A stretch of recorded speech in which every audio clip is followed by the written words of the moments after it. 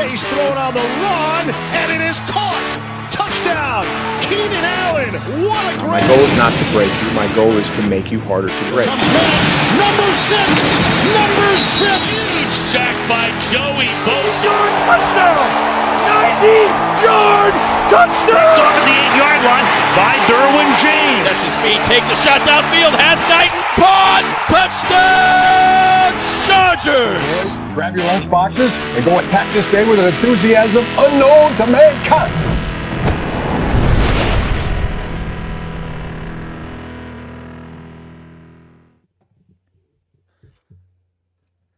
And what a way to sign off from 2024.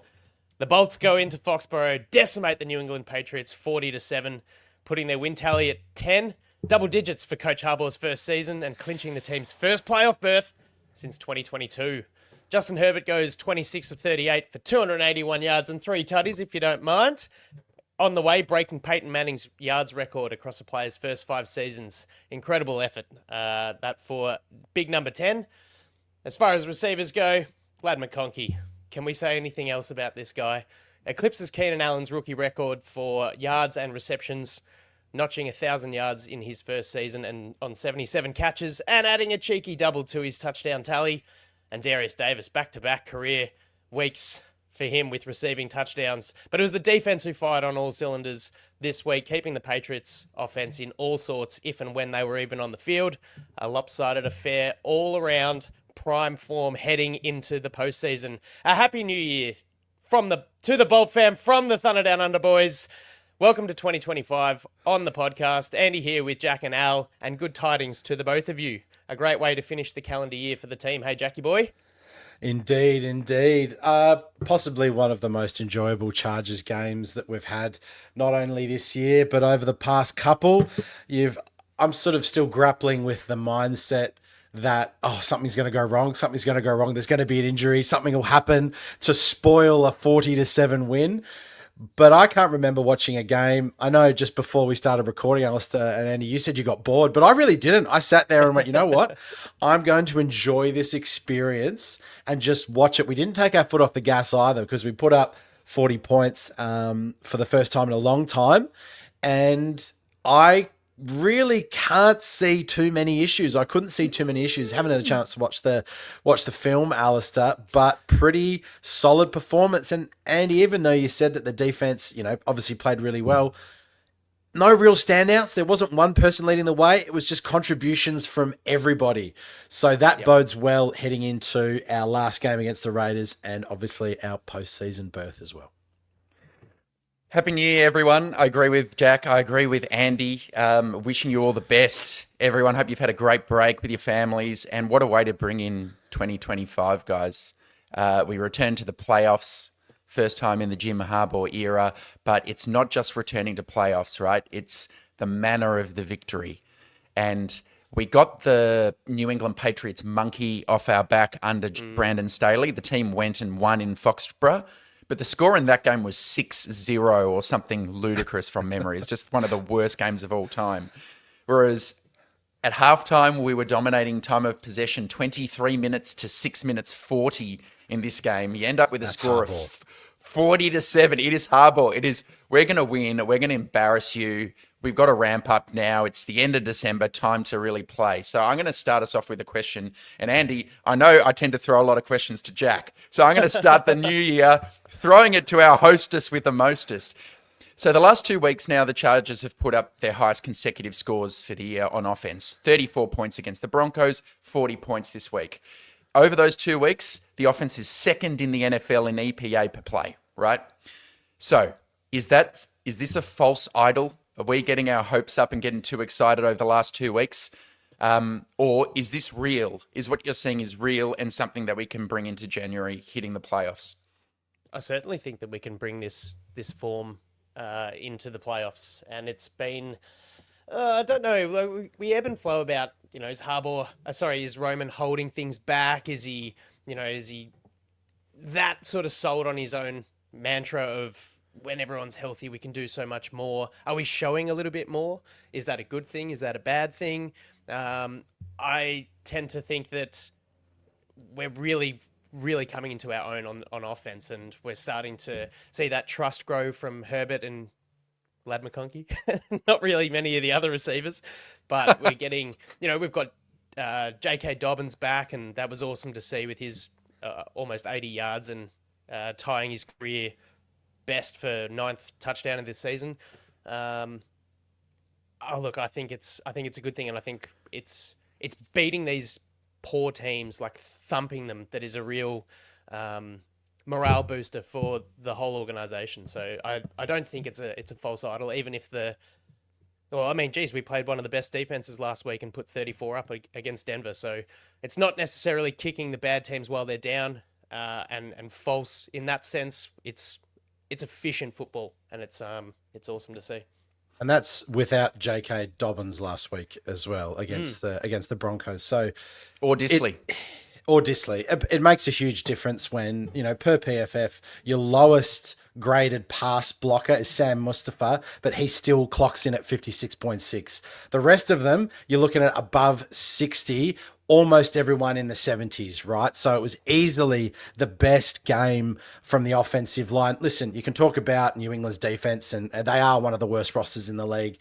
But if you give Justin Herbert time in this offense now, I truly believe that he will absolutely tear you apart. If you've got a relatively healthy wide receiver core, which is what we're kind of going, add J.K. Dobbins back in there, you get the running game going. I thought Bozeman had his best game for the year. Alt and Slater still continue to do well. And the big thing that everyone was watching was that Solier and Mustafa were rotating through.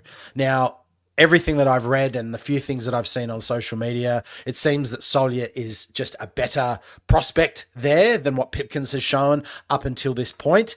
It will be very interesting to see what happens when Pipkins is healthy again, but 23 of 31, 247, 3 touchdowns, 1 big-time throw, PFF rating of 87 from a clean pocket.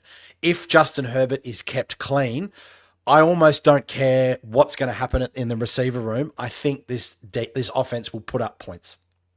Me too. And one thing to add on top of that, J.K. Dobbins really helps and comes in, adds a functional run game to help Herbert out.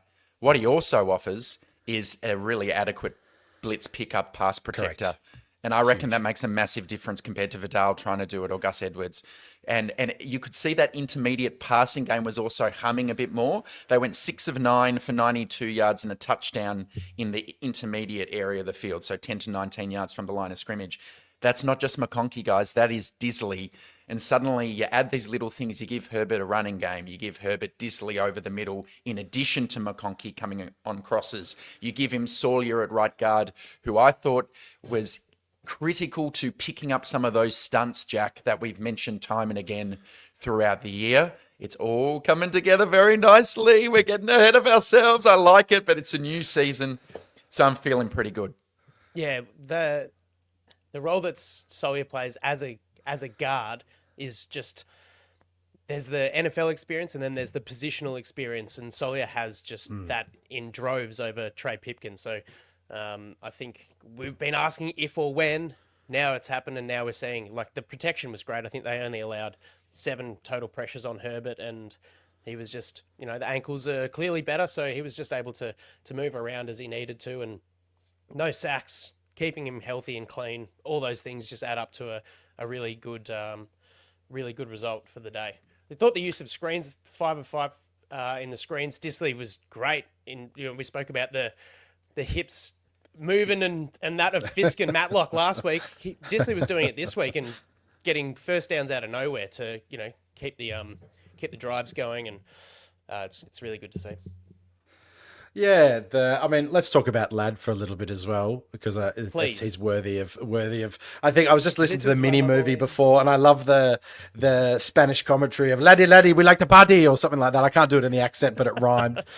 But gosh, how much of a difference! That was a very Indian sounding Spaniard. Well, we have been having a test series against the Indians, so I've been influenced by that, perhaps. But What I wanted to sort of look at is the difference and perhaps what we can expect going forward from our high round draft picks from Ortiz. Because if you really look at QJ's development versus Ladd's development, one was picked not by the current regime. One was specifically picked, actually moved up with our Patriot opponents to be used. And clearly, Joe Alt was a home run pick, always going to be. Ladd McConkey, we always thought on this podcast that he's a gun, but it just seems to show that the fact that he's beaten Keenan Allen, they knew exactly how they wanted to use him. They knew his skill set, exactly how it's going to mesh with Herbert. Conversely, you've still got QJ, who's kind of still in this netherworld of he has a couple of good games, then has a shocker, then has to build himself back up. We still see him on these deep routes ever so often, which is strange, but I guess every receiver has to have a differentiated route tree.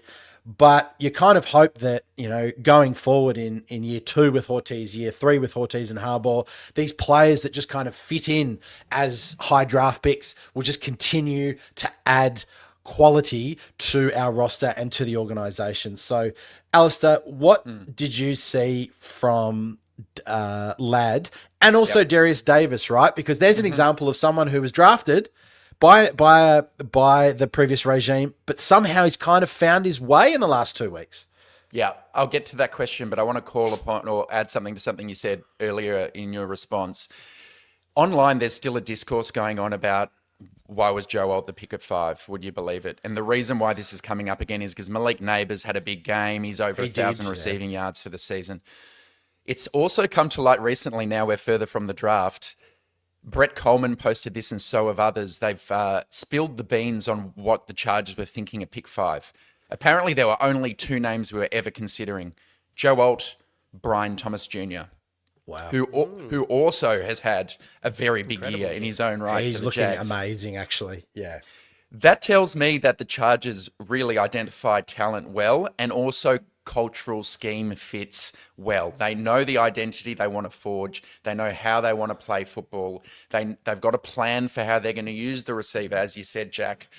I actually thought Quentin Johnston played pretty well this week, as in the bits and pieces he contributed. He was quite clean, converted an important 4th down, a 3rd down early. There was that one drop on the first drive that McConkey also had, but maybe that's getting used to the conditions and the balls could have been more accurately placed by Herbert, I dare say.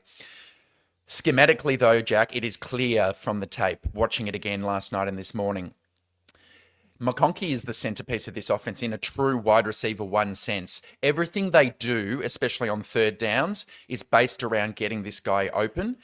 They're using him on short motion prior to the snap. They're using him in bunch sets. I'm worried about Palmer if he misses time out, because one thing that is noticeable is they use Palmer and McConkey as a kind of pairing fairly often, where Palmer, because he's big, runs some kind of a clear out or will kind of try and bump into a defender. Like a pick play. Almost. Exactly. And McConkey's being sprung open for a crosser across the field. Without Palmer, I don't know if DJ Chark, the way he's looked, is going to be able to do that same thing. So that's one concern. I know we've been all flowers and rainbows, but one concern is if Josh Palmer is not able to play in the first week of the playoffs. At the moment, they're not saying he's going to be bound for IR or anything. He should be okay, but I think that's going to be an important one, Andy, moving in, because that's how I think McConkey's being used at the moment. Yeah, it does limit the dimensions of the passing game a little bit, doesn't it, when you lose that? And not to jump into the injury report too soon, but, Jack, you said you were sort of, no injuries or anything like that. Well, it's Palmer. Popper obviously reported that, as we're sort of alluding to here, that Josh Palmer was seen walking around in a moon boot, and we saw him kind of hobble off during the game. And obviously the big one, before we jump into defense in a little bit, was the sad news about Elijah Molden, which we'll get to. But a couple of little, sour notes on what otherwise was a really great day. I do think as well, Al, that the offense probably took that first drive to get used to the conditions, going 3 and out there, or, thereabouts. But punting on the first drive, everything went pretty smooth sailing after that. 7 consecutive scoring drives, 2 total punts for the game. You just love to sort of see that, because there have been moments, especially in the second half across this year, where the Chargers have struggled to sort of come out of the locker room and fire, but wasn't the case. So that's the sort of thing, the mentality and the execution that you want to see at this time of year, heading into what could be deemed as a dead rubber in week 18. But I don't think any part of the organisation wants to keel over and finish the season 10-7. 11-6 sounds a lot better, doesn't it? It probably goes to show how much I think of Elijah Molden and Josh Palmer, considering us. Oh, no injuries. Oh, who cares? So anyway, we'll brush over that one. Bit harsh from you, Jackie boy, I reckon. Yeah, bit harsh. Josh Palmer, comes and goes. Elijah Molden, yeah, perhaps. Hey, the team still won 40-7, Jack, so I don't blame you for feeling that way. Yeah, and you go, well, I look at the safety spot and go, no, I'm not going to jump on the defense here, but look at the safety spot. We've found players that can come in and do a job, so Molden's been great, but I don't know if May's coming back, or but you've got Tony Jefferson, who had a great game, and then with Palmer, I'm sure we'll find something else. Darius Davis only had 14 snaps or something, so again, he's the different type of receiver, but as you said, Alistair, who knows what DJ Chark's doing. Alistair, what's going on with Tucker Fisk and our man, Scotty M? Because you offline said you saw some things. Now, I'm still of the belief that these guys will cost us in a playoff game somewhere. Tucker Fisk is essentially just a guy off the street, and he's responsible for some pretty important pass blocking reps. This week he played well, but there's been a bit of a synergy, a bit of a shift in the last couple of weeks you've seen. Can you sort of talk us through what you saw on tape this week? Well, I saw greater comfort in what they're being asked to do, put quite simply. Don't forget Tucker Fisk arrived in the middle of this season as a late pickup. Scott Matlock, we know, is playing fullback for the first time. 15 games into something is probably about enough time to start learning the muscle memory, timing, where you have to be. We know he's got the athletic skill to play the position. And I'm just seeing fewer egregious errors, Jack, from the last 2 weeks. Now, I'm with you. I'm not going out on a limb and saying this means we're infallible in the playoffs and this is what to expect. I mean, we have played a defense that was poor this week. Last week, though, was more promising because, as Andy said, Denver is a much better defense, and Matlock and Fisk had great games in prime time. I've liked Fisk most of the year. It's Matlock who keeps on having these kind of blown blocks, missed assignments. Didn't happen against the Patriots. And I thought the way they're using them both is instructive, where in pass protection, it's really hard asking one of these guys to be in a wing tight end and then run across the formation and do a kick-out block to pick up an edge rush on the opposite side of the formation. Greg Roman has been asking them to do that off play action pass on third and longs. I still don't want them to do that, and they didn't need to do that as much this week because they didn't have as many of those unfavourable down and distance scenarios. So that's where I think they could still screw up when it counts. Okay, so yeah. Can I throw something back at you then? Yeah, sure. What are you expecting this week with playing time? Are you expecting, let's get the starters out there, let's get Fisk, let's get Matlock, let's get Solia, let's get them out playing because they still need those reps to get comfortable? Or are you saying, you know what, let's take 2 weeks off, let's get ready for week one, depending on I'm sure we'll talk about the computations in a second, but what would you expect this week then in terms of getting those guys reps? I would not expect that they're the types of players who you would rest even if you've got the chance. That's my view. I'm just saying what I would do as coach. If I'm talking about resting players, I'm resting guys who need it because of age or injury or have shown that they're very good at this level. Anyone who's still maybe a rookie and needs the extra snaps, anyone who's playing a new position, Solia, Mustafa, these guys, they're out there. You still got to field someone, right? It can't all be, there's only so many guys you can elevate from the practice squad. So that is what I would do. The other thing I want to quickly mention about in terms of knowing our identity and philosophy offensively, I should just mention that about 7 times over the last 3 games, the Chargers have been faced with a 3rd and 1 or a 4th and 1 and have successfully converted with QB sneak. I think when you have that clear, okay, we're going to go with our 6'6" quarterback or Jalen Hurts with the Eagles, it's a really easy way to get a first down and something that, a Taylor Heineke probably couldn't do. So I'm really glad we found that identity. In the red zone, we like to pull Zion, get Solia on the field and run the ball up the middle with Gus Edwards or Herbert.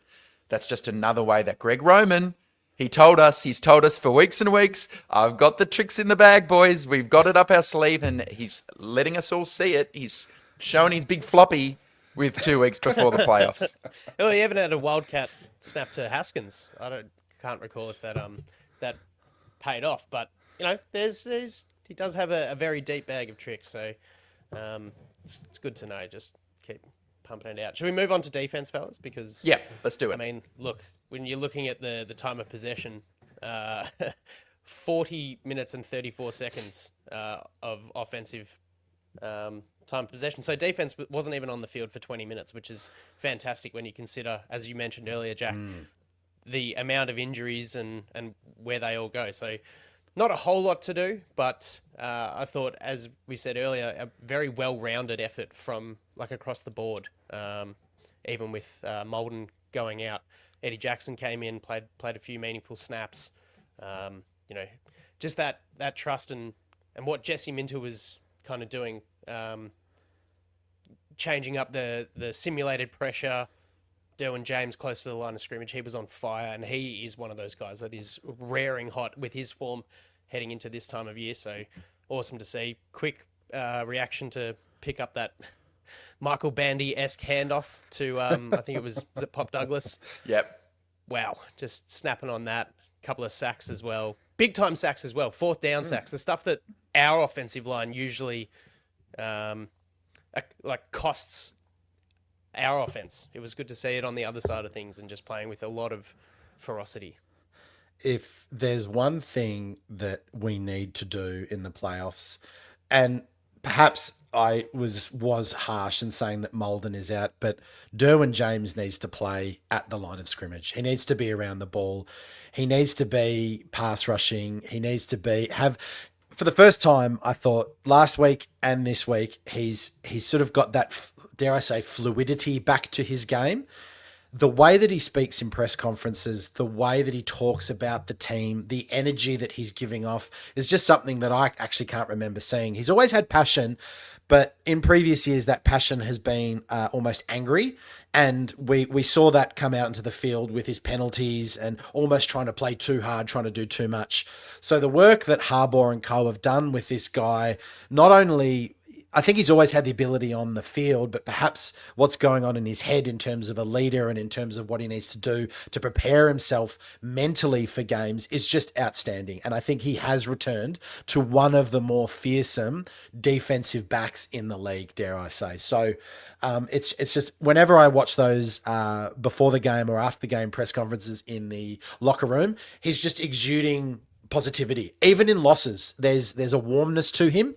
And this is all intangible stuff, but I love that shit. So, but yeah, let's just get Derwin James on the field, man.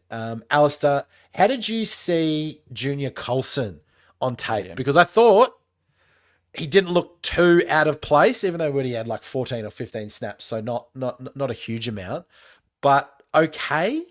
I don't know. Yeah, okay is what I would say. I'd say that Jesse Minter watched the same tape that we watched against Denver because it was Troy Dye in the game for the first 2.5 quarters, who played well, I should add. And then Colson came in, I thought, at the end of the game when it didn't mean as much. And I still saw him being late to react on a couple of things. There was a Drake May scramble for 10 yards where Colson's looking the wrong way and then is late to come across. On Derwin, he's played so sensationally these last 7 weeks, boys, that suddenly he's being discussed as a possible All-Pro again at the position. Will he get that this year? I don't know. Detroit have had a couple of great safeties this season. You've still got Kyle Hamilton out there. But it just says how far he's come. We're not talking about penalties and fines and being suspended. We're talking about a guy having 2 sacks, having a game-winning ceiling interception, picking up fumble recoveries. That's everything we said we wanted him to do. And it might be a damning stat that I saw online, the number of pass rush reps he had under Brandon Staley over 3 years. In this 1 year with Minter, I think he's had at least twice the number than he did across those all 3 seasons under Brandon Staley. That's partially a coaching decision. It's also probably, it speaks to a little bit of the roster building element. With Joe Ortiz, he's been able to find guys like Eddie Jackson, Marcus May, Elijah Molden, experienced veteran safeties, so the coach can say, all right, Derwin, you can stay in the nickel. In the last regime, I mean, who was seeing the field, who was coming onto the field if Derwin was hurt or if Alohi was hurt, guys whose names we now can't remember and are working at Macca's. Raheem Lane, Nas Adderley, that kind of stuff. Like, Essang Bassi, these kind of dudes. Essang Bassi. One big thing, one notable point of the smarts of Derwin was one of the sacks on Drake May was the way that he actually took him to ground. If you know, obviously the bringing in of the hip drop tackle this year, it was the way that he was able to kind of latch onto May and then almost lift him off the ground, not to like buckle his legs. It's that small sort of stuff that is just heads up, way smarter than just going bullet a gate and laying a guy out. He's playing with a lot of smarts, and I think he knows that all those 15-yard penalties for roughing, unnecessary roughness, all that sort of stuff are not needed. And now he's playing with a lot of smarts. So he's really leading from the front and doing everything like we know that he's capable of doing. Hey, Andy, can I ask you a question? I'm going to throw one at you. Just came into my mind looking at some pass rushing things, and Minter finally has decided to start sending 5. Is our rush 4 pretty much impotent now? And is that something we should be worried about heading into the postseason? Because the last couple of weeks, well, I'd say perhaps the last 4 or 5, is that 4 getting home is just not really doing it. Is Bosa tired? Is Mac tired? Tooley maybe not so much. Interior been fairly solid. So is that something we need to watch? What did you think watching the Patriots, or just your general vibe around that? I think I probably haven't seen the penetration from the interior that we had a little earlier in the year. There is probably an element of fatigue to Mac and Bosa, as the year draws on. And you couldn't pay me to believe that Joey Bosa's healthy at any given point in time. So there's always something that's hindering him. Tooley started off hot, dropped back. Bud Dupree a little bit here and there. But the big thing for me, and it's why I'm not super concerned, is because, as I said, the simulated pressure. So showing 2 guys in the A gap and then dropping one out, he's just mixing it up a lot. And what Minter's doing on the back end as well with disguised coverages it's confusing. It confuses a rookie quarterback for sure. But all those things, that's what we talked about, the sort of the sequence of Minter's overall defense is really coming to light, I think, and kind of stepping away from just doing stock standard, rushing 4, dropping another guy back. I think he's able to play a little bit more of a mental game with opposing offenses. So I'm not as concerned as I probably would be watching it on a snap-by-snap basis with 4 maybe getting a pressure or a hurry. But I think it's starting to work out well, just the way that he applies that sort of modulation to his defense. I think this is what we can expect to see in the playoffs. I really have, it's really stood out to me this year watching the defensive film, how little disguise there's been on the back end pre and post snap for a lot of the season. Not uncreative, but how much Minter has trusted his guys, four rushes, play a cover 2 shell, keep everything in front of him, because it was working. I do think, Jack, that they've self-analyzed, self-reflected, and decided... Self-scouted, maybe? Self-scouted, thank you. Yep. Slow start to the new year for new big pupper. I think he has reflected and decided that we aren't getting home with 4 anywhere near enough. And I know the rep you're referring to, Andy, with the mugged-up linebackers and Henley bailing and Derwin coming, and... we are seeing inverted cover 2. We're seeing, both safeties coming up and the corners going back deep, and sky coverage and stunts and twists. I think that's needed when some of our raw personnel up front probably have not had the years we thought. We've barely called out Morgan Fox's name all year. I think he's had a down season. And, Bosa, Mac is slowing down. Hopefully they get the rest they need. If they can rest starters. Jack, can I ask you something though? Let's bring it full circle. Talking about Elijah Molden, I think he's been. And he's gone. And he's gone. Now, can Well, we have actually, a guess what kind of question do you reckon he's going to ask? I wonder Well, what I'm gonna question ask he's going one- to ask. I'm gonna ask one because it really goes to the coaches when we're talking about Elijah Molden.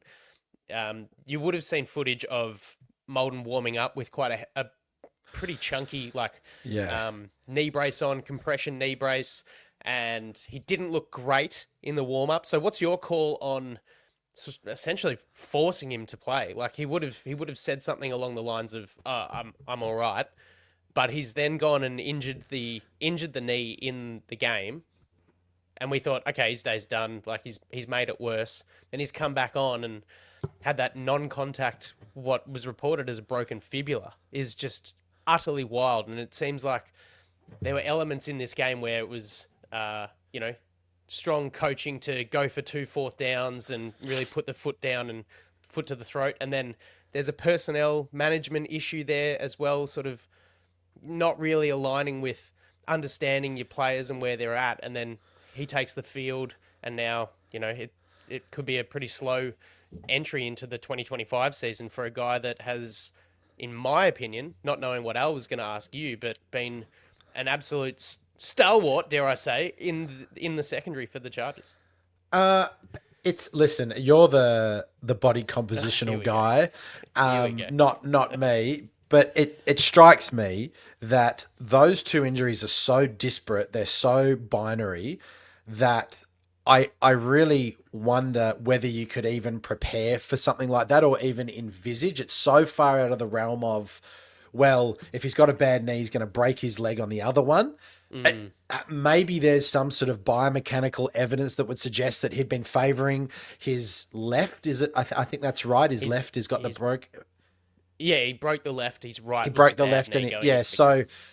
But you just never know what the conversation is. You've got to trust. If it's a two-way street, you've got to trust your player that he's saying the right thing. Then you've got to make a decision based on what's in front of you. And he goes, "Yeah, no, I'm actually feeling okay. No, that was just a little bit of we just don't know." And you never ever know those conversations that go on. Yeah. But it strikes me that it's weird to have a sore knee and then you see that non-contact, he slips and he breaks his leg.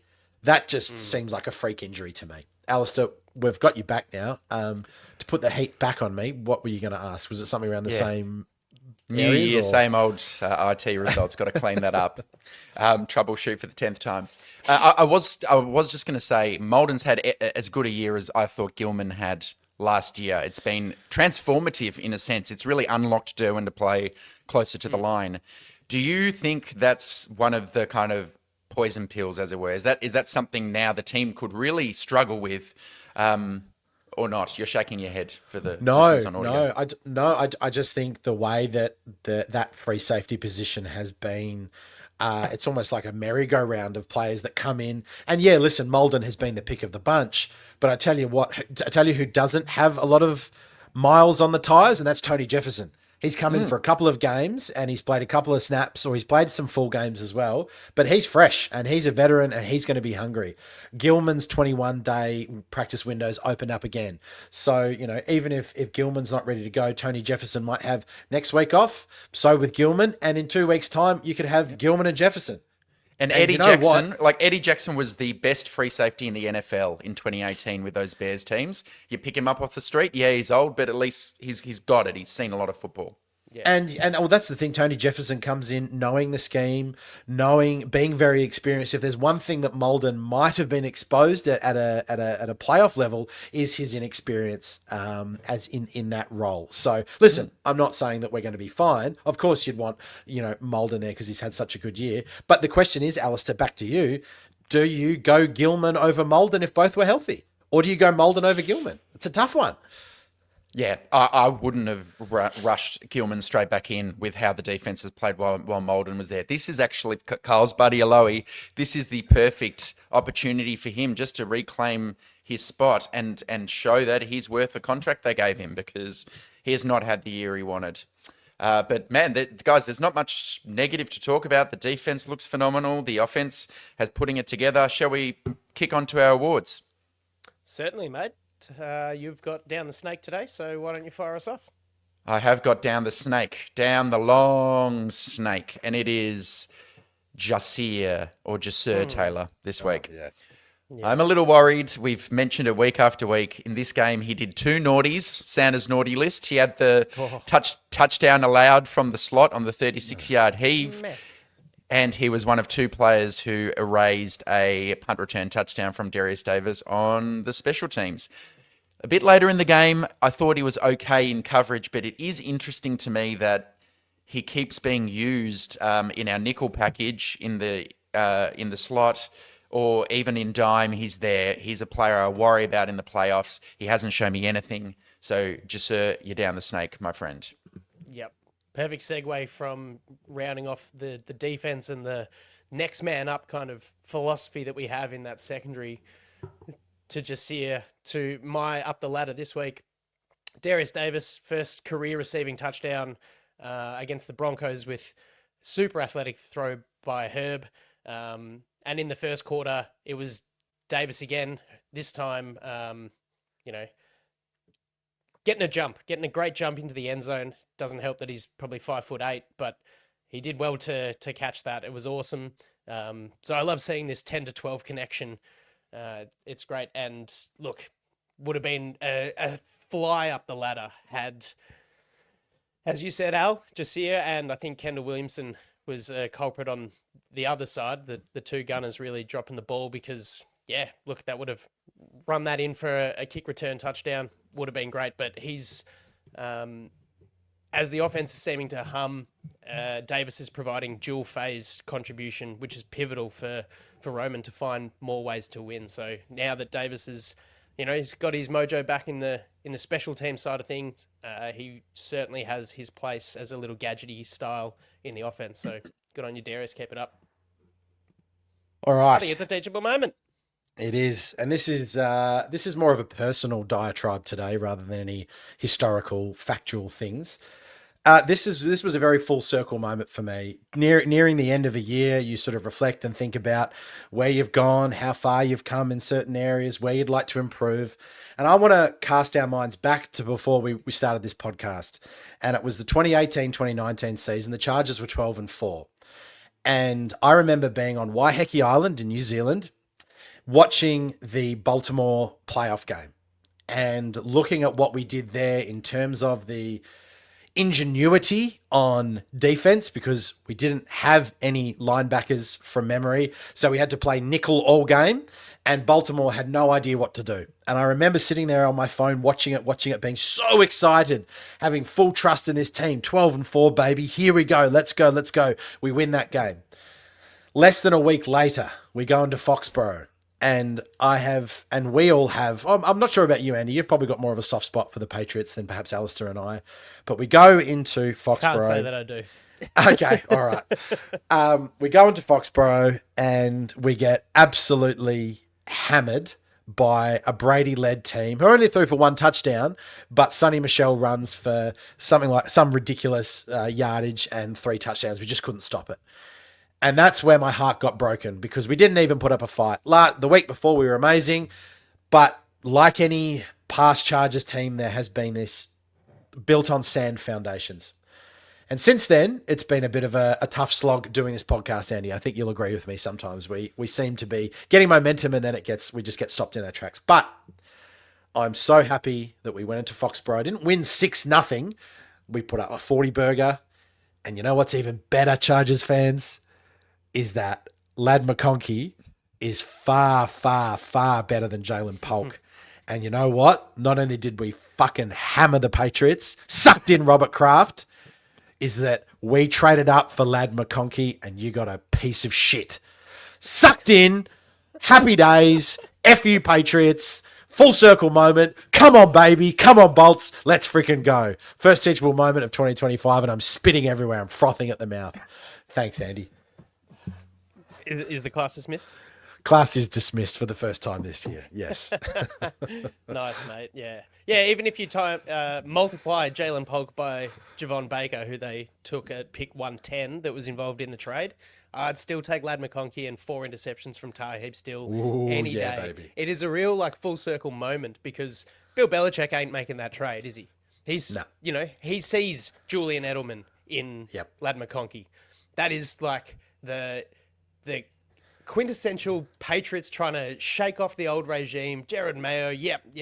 We'll get a higher pick in the 4th round, and you bungle them both. And sure, 1 year is not a sample space apt for, calling Jalen Polka a piece of shit, but it's the way that it's panned out. It's been far more fruitful for the Chargers, and in Lad we trust. So, and it's always, Andy. You know how Belichick used to fleece us, and it's the fleecing of the bloody who's this cornerback? I've forgotten his name already.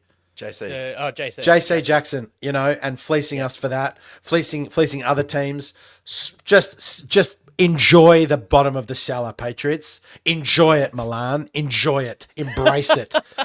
Speaking of Milan, watching. He doesn't watch it anymore. He just doesn't watch them anymore. So talk about bandwagon Brady lovers. Piss off. Most personal teachable moment, I'd say, for the year. But you are right. There was the inconsistency of the team in years past sure does make doing a show week in, week out pretty tough at times. But hey, like all Chargers fans, man, we've been there for a skerrick of time that some of the passionate or the homegrown, the long stayers of Chargers fandom have been. So, we're not quite there yet, but we're definitely on the right trajectory, and it seems like a far more well-rounded, consistent outfit. So, yeah, it's great to see. I accept all of your passion and want out of that one. That was on the spot. So, we're talking about, we've already won a playoff game. We're not. The season isn't over yet. Correct. Week 18 is on the doorstep, and it's them damn Raiders. We head to Las Vegas for the last regular season road game, and the Raiders they're just doing typical Raiders stuff, right? They're surprising even themselves. They've won the last 2 against teams in pretty similar top 10 draft pick areas. First, it was Jacksonville, and this week they knocked the New Orleans Saints off 25-10. It was a pretty clean operation, to be fair. O'Connell and co. Visitors amassed 388 total yards. They went 10 of 18 on 3rd downs, and similar to the Chargers-Patriots game, a very healthy time of possession, 37-50, with the ball in their hands. They now find themselves picking around number 8 and potentially out of the running for one of the top 2 quarterbacks in Shedeur Sanders or Cam Ward. So I don't know what they're doing there, but hey, look, you win a couple of games and then you get smoked by the Chargers in week 18 and the world is once again. Max Crosby obviously still on IR. One big headache that we have not to worry about. They've also added running back Amir Abdullah, fresh off 115 rushing yards, and guard Jordan Meredith. They're both listed as questionable for the Week 18 contest. And as we've said on the Chargers front, we've got Josh Palmer seen in a walking boot, and Elijah Molden is done for the rest of the season. So interesting to see who will return. Gus Edwards, a possibility. I don't really know where Denzel Perryman is with that groin issue, but I wouldn't expect him to play. Then there's the rotation of Pipkins, who was back at practice today, but we'll see what they want to go with in terms of Solier, a little bit of Mustafa sprinkled on top, or Pipkins just being there for special teams and swing value. But there we have it. Guys, let's just do a quick little prediction on this week, because we'll get into a few discussion points as for, what's happening with the rest of the season, with the playoff picture, the seeding. Before we jump into all of that, where do we see this game? Because it's essentially the future is in our own hands as a team for where we wind up. Are we winning this game, guys? It's hard to make that prediction depending on what dominoes fall before we play. So I think most of the analytics say that there's over a 50% chance that we end up playing Baltimore in week 1 from just reading a couple of articles, because I think if the Ravens and the Steelers win, then we will be going to see Baltimore. If the Steelers lose, then that might change. Do we win this game? If Heineke starts, I don't think we do. But if the Chargers play their starters for half the game, I still think there's a really good chance. But remember, the Raiders will be out, and this is a team that will want to try and screw up everything that their rivals have in the division. So I'd just be really careful on, and there'll be some bad blood because of the thrashing that happened last year and what happened this year. You know, the guys who want to be on the Raiders, they'll be wanting to prove their worth to get some contracts next year, or to at least raise their draft or value, trade value.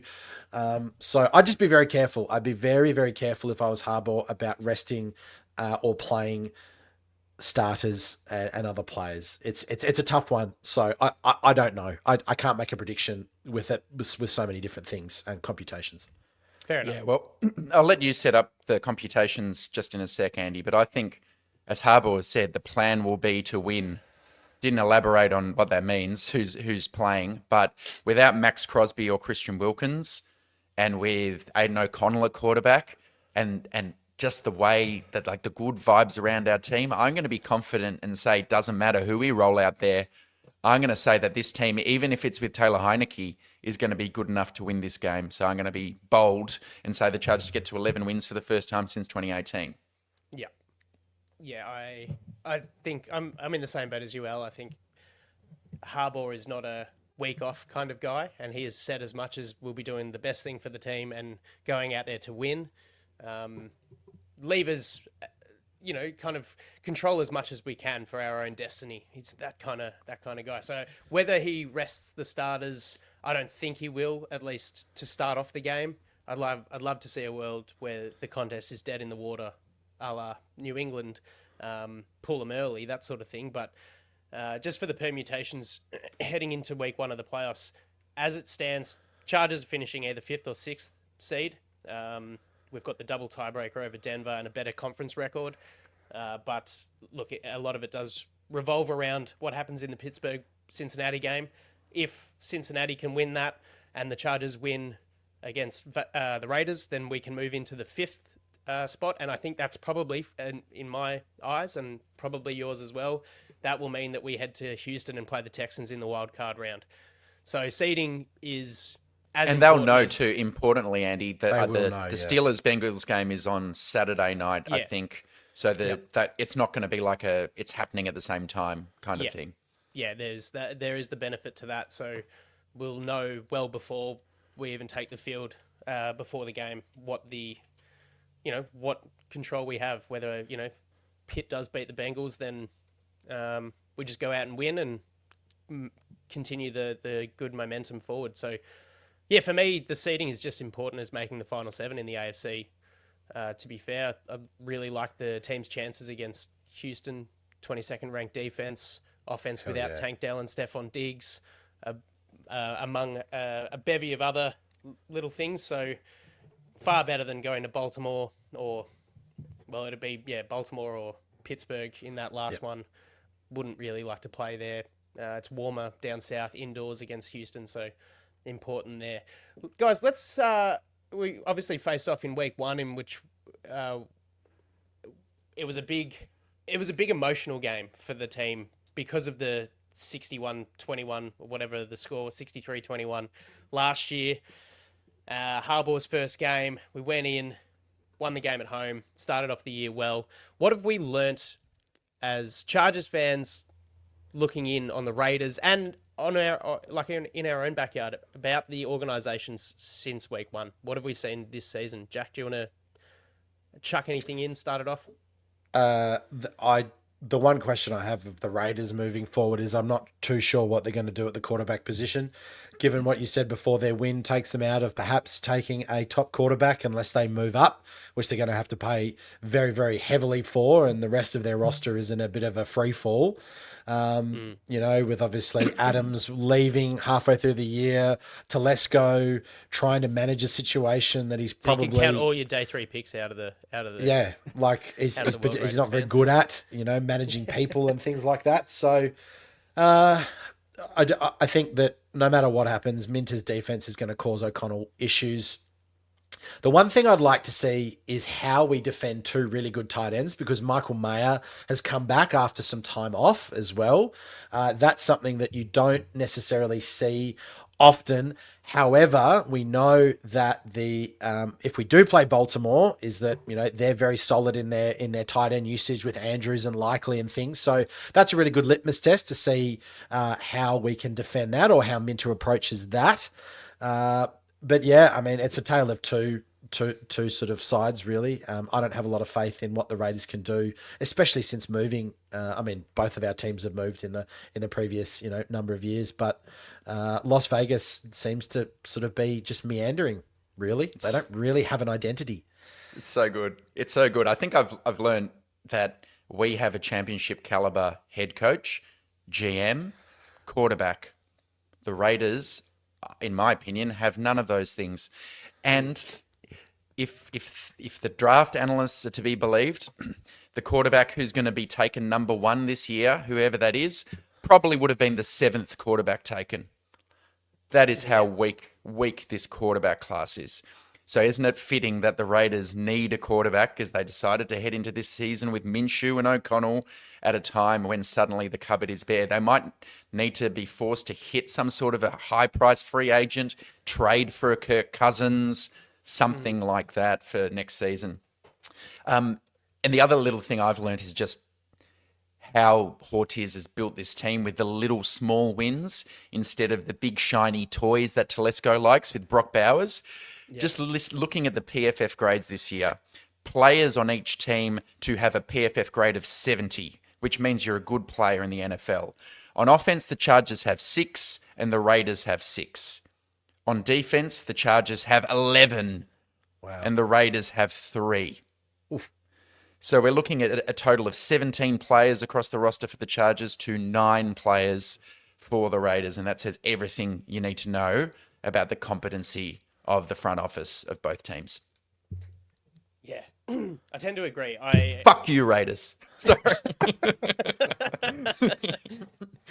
I tend to agree, and a lot of it stems from the back end of the year when Antonio Pierce took over, and there was all the locker room belief in him. Everyone wanted to play for him after Josh McDaniels left. You've got the option of, and I believe it was an option for the Raiders to get Jim Harbaugh as coach in the offseason. They decided before the conversations were even open, really, that they wanted to stick with their guy, Antonio Pierce. He was the leader of men. Everyone believed in him. Devontae Adams was happy. The whole organization was happy. As you said, Al, they're essentially struggling to pay rent, but have just gone out and bought a Lamborghini by drafting Brock Bowers at 12. And they're going to end up with the cream of the crap at quarterback next year with minimal draft availabilities, potentially paying over. If they took a Kirk Cousins, how much of that contract are they going to be indebted to?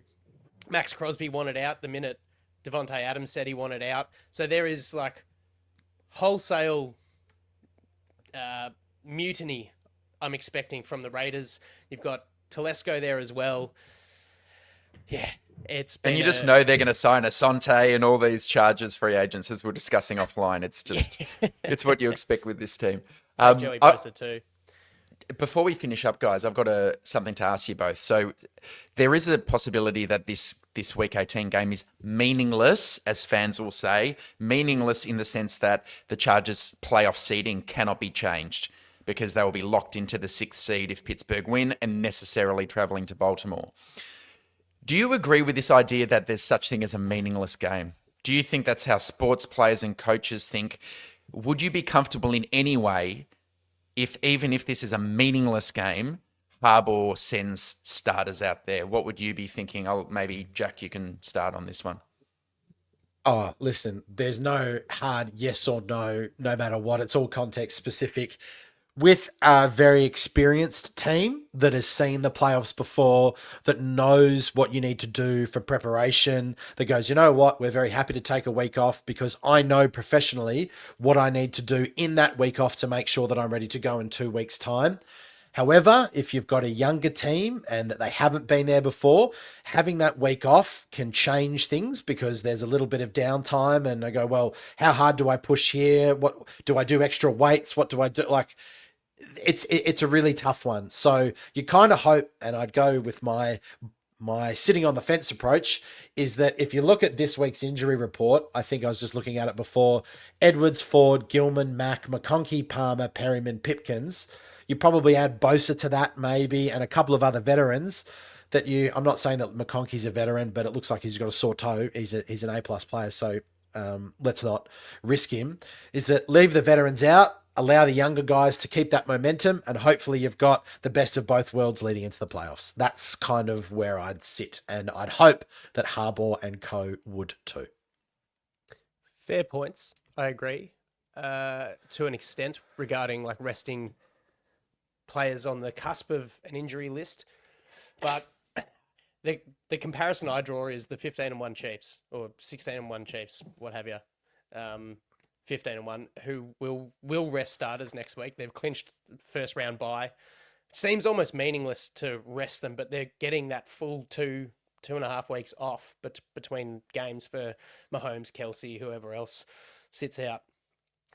But to your points, Jack, the big thing for me is not having that experience of knowing what to do, having a week off. Right when the momentum is there, it seems counterproductive to break that momentum and to get guys, resting physically is one thing, but I think the mental rest is less ideal. It seems like the ball's really rolling, and it'd be good just to continue that at least for the start of the game, including Herbert, Andy, including Herbert. Yeah, because I don't. And think McConkey. Yep, I think for at least the first half of the game. Okay. Minimum, even if it's out of, I think the continuity of the group playing together, now that things are really starting to roll, I think breaking that might be a little bit counterproductive, in my opinion. They're going to come after us. That is an unpopular opinion. I'm going to keep it simple. In Harbaugh, we trust. I'm going to trust Harbaugh to know who needs rest and who needs to play. If he thinks it's important for the team to go out there as starters, great. If he thinks they've earned their rest, fine. He's earned the trust at this point of the season. Yeah. Having opinions, opinions are a lot like assholes. Everyone's got them, right? But it's all like a end sum kind of result. Like if we rest players and we get torched, whatever, it's meaningless. It's a meaningless result. But then we come out having rested them, and then they lay an egg in the first week.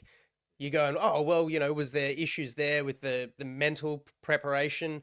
And it's the same thing. If they play, someone gets injured. Oh, how could you think like that? So it's do or damn, like you do your damn. So, look, that's just my opinion. I think for a young team, like Jack mentioned, a young team without the experience to know how to prepare for the postseason and the importance of these one and done potential games, it's just better to keep the focus there. And I think that's something that Harbaugh would believe in from just seeing the way that he is. No days off. So that'll do me. I've got one question just before we wrap up. Considering the team had the failed waiver attempt on Deontay Johnson, do you think we're seeing issues with DJ Chark, we've got Brendan Rice, Simi Fehoko, and another receiver that's just escaped me on IR. Do you think there's a world? Yep, Jalen Reagor, thank you. Do you think there's a world where they take a run heading into the postseason on like an OBJ who's available on the free agent market at the moment? Just as a suggestion, but do you think that there's cause for having another guy? Because kind of why not? Again, I'm going to be sitting on the fence here. It's so context specific. If you think you can get a guy in off the street with the talent level of OBJ that's not going to be disruptive and impact your other options at wide receiver mentally, but at the same time, how many reps are you going to actually get with the first team if you want someone like an OBJ to actually come out and have a meaningful impact? We've seen that the Chargers are very willing with DJ Chark to have signed him, and paid him, not amazing money, but it's still a decent amount, and to sort of just have him as a bit part player because something has gone on or there's something not right that's happening off the field. Perhaps trying to get Deontay, you'd get him in the building for at least 3 weeks, a little bit longer before a playoff game. Listen, would I be surprised if we do? No. Would I be surprised if they play a large part in what happens in the first week of the playoffs? Yeah, yes, I would be. So I think you've got to trust your players. You talk about continuity, you talk about confidence, you talk about keeping the momentum up. I think something like that does message to your players, hey, you're actually not good enough. We're going to bring this play. I mean, listen, in hardball we trust. I'll just throw it back. There we go, Alistair. Oh, ramble. If Josh Palmer can't get up, then you've got QJ, True, McConkey, Great call. and Darius Davis as options. I reckon it's not working out. So it's either happening in the next 24 hours or it's not at all. I agree with you, Andy. The fact that they put in a claim for Deontay Johnson suggests they're looking for someone who can separate against man specifically. Yep. But now we are getting close to the playoffs. Palmer's in a moon boot. If it's not going to happen today or tomorrow, I don't think it's happening at all. So watch this, BoltFam. Cool. Nice. Well, at the hour mark and the final word from Al, that will do us this week on Thunder Down Under Chargers podcast. We will wait and see what happens comes Sunday football and then into Monday. It's either 5th or 6th spot, but the Chargers would love, as all Chargers fans, FTR, we'd love to beat the Raiders. It's exciting. We're playing playoff football, so all reason to be up and about the Chargers at the moment. We'll see you next time on Thunder Down Under. Bye now.